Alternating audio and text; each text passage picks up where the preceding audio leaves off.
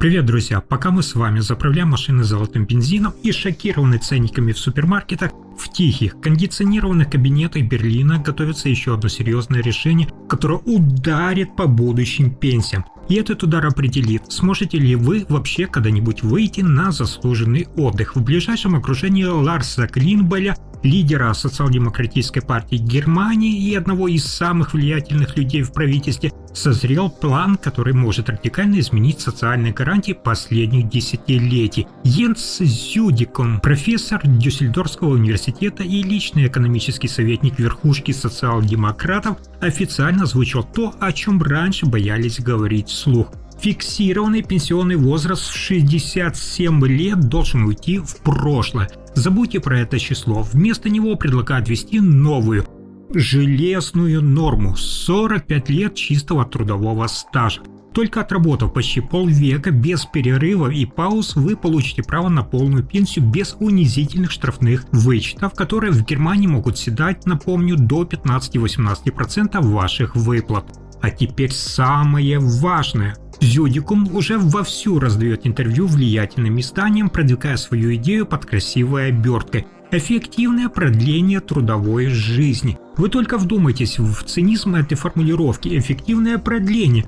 Как будто немецкая трудовая жизнь, которая и так является одной из самых длинных в Европе, недостаточно эффективна для чиновников. Суть ловушки, которую готовит СДПГ, проста и беспощадна. Они хотят заменить понятный всем возраст выхода на пенсию на фиксированное количество лет отработки. На первый взгляд это пытаются продать нам как акт высшей справедливости, мол, если ты начал работать на заводе в 17 лет, то через 45 лет в свои 62 ты свободен. Но давайте включим голову и посмотрим на реалии современной Германии.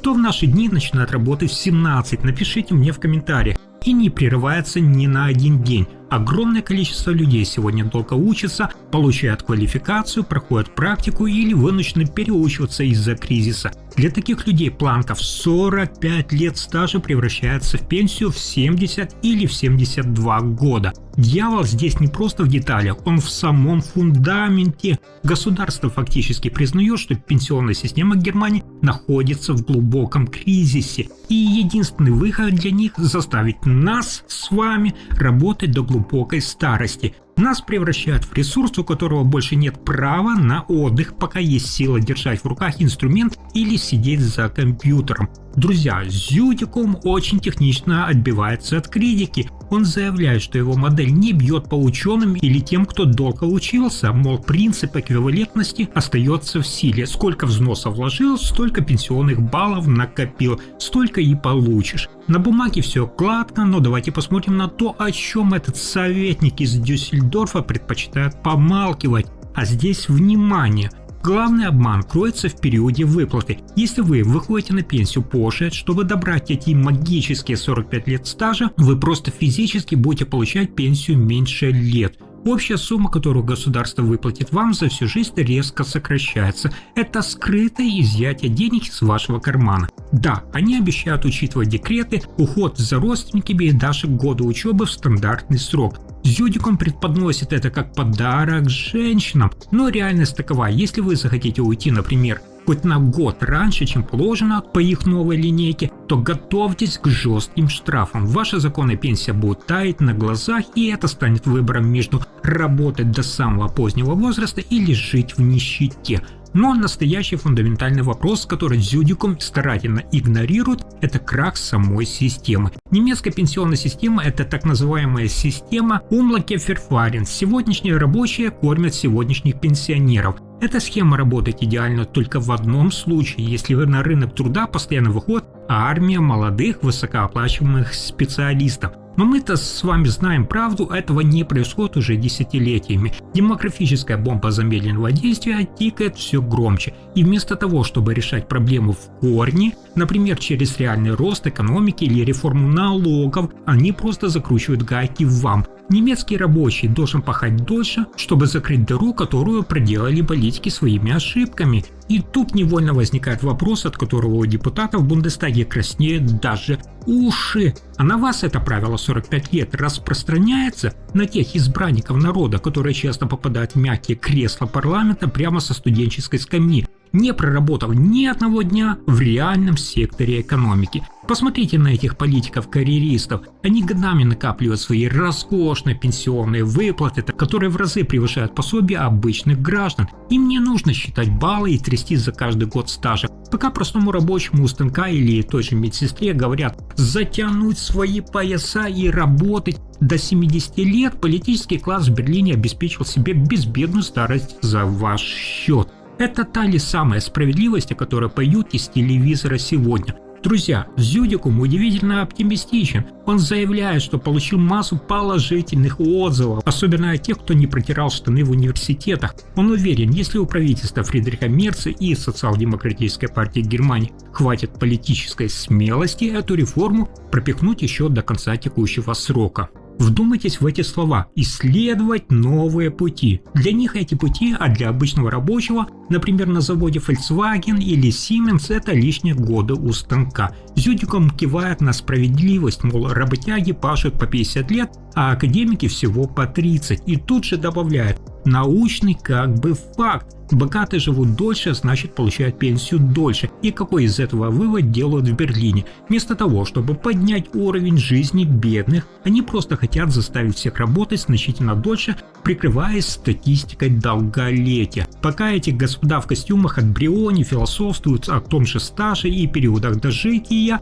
давайте спустимся на землю. Горькая реальность такова. Внимание, средняя государственная пенсия в Германии сегодня крутится вокруг отметки 1100 евро.